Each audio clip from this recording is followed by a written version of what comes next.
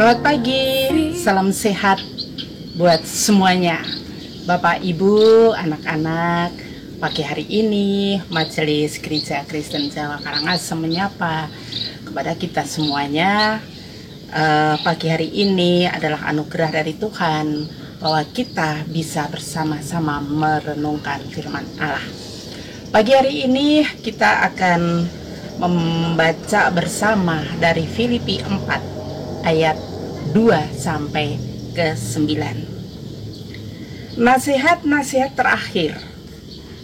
Eudia kunasihati dan Sintike kunasihati, supaya sehati sepikir dalam Tuhan. Bahkan kuminta kepadamu juga Sunsugos, temanku yang setia.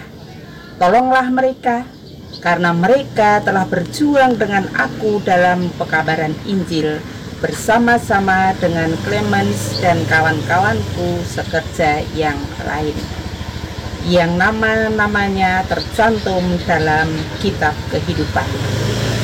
Bersukacitalah senantiasa dalam Tuhan. Sekali lagi kukatakan, bersukacitalah.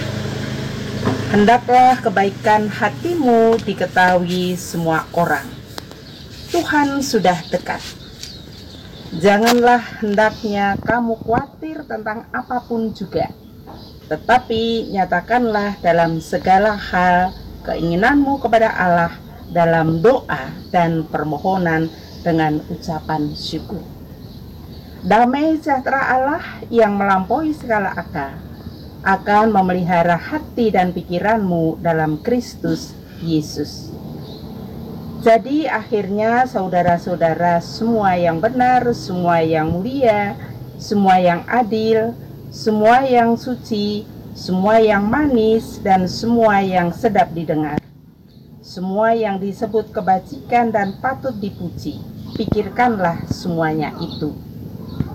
Dan apa yang telah kamu pelajari, dan apa yang telah kamu terima, dan apa yang telah kamu dengar, dan apa yang telah kamu lihat padaku, lakukanlah itu. Maka Allah sumber damai sejahtera akan menyertai kamu. Demikian pembacaan Injil pagi hari ini, dan judul perenungan pada pagi hari ini adalah bersikap di masa sulit. Bapak Ibu yang terkasih di dalam Tuhan Yesus Kristus, sebagai manusia yang masih hidup di dunia ini, orang Kristen tidak bebas dari penderitaan maupun permasalahan dan persoalan-persoalan. Demikian juga dengan jemaat di Filipi yang mencemaskan Paulus dan juga memikirkan keselamatan diri mereka sendiri. Dalam hidup yang demikian, Paulus memberikan beberapa nasihat kepada kita semuanya untuk hidup di dalam situasi seperti itu. Yang pertama, di tengah masalah dan ancaman, kita diajak untuk memelihara kesatuan dan kesehatian di antara umat Tuhan. Pandangan duniawi adalah berusaha untuk mencari kepentingan pribadi, keegoisan yang ditonjolkan tanpa melihat akan kepentingan orang lain. Namun, Paulus mengajarkan sebaliknya.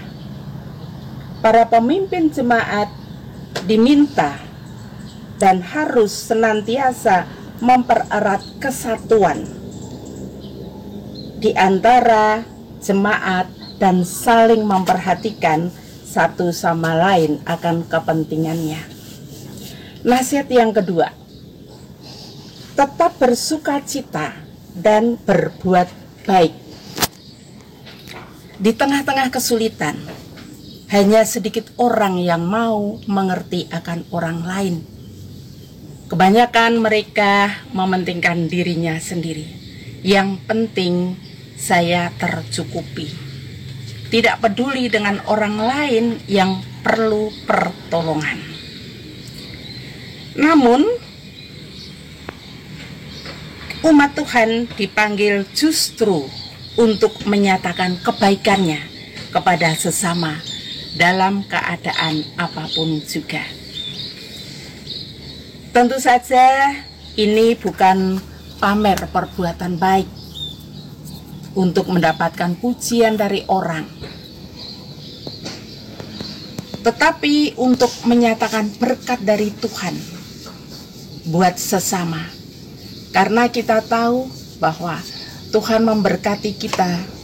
Berkat itu bukan hanya untuk diri kita sendiri, tetapi perlu kita salurkan juga atau kita berikan kepada orang yang membutuhkan.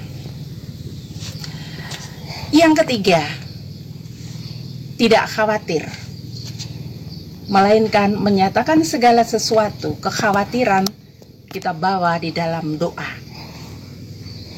Jika kita hidup di dalam kekhawatiran, maka kita akan dikuasai oleh kekhawatiran itu.